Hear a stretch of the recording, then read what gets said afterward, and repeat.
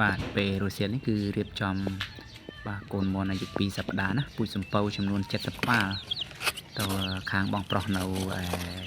ផ្សារនាងខ្មៅណាខាងផ្លូវជាតិលេខ2គាត់ក៏ជាអតិថិជនចាប់របស់ខ្ញុំទេបងប្អូនណាគាត់បានយក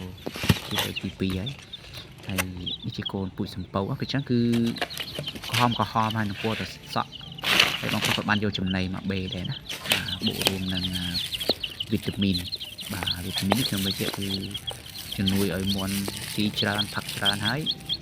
ការពារកុំឲ្យមន់ចឹកគ្នាដែរអញ្ចឹងណាបងប្អូន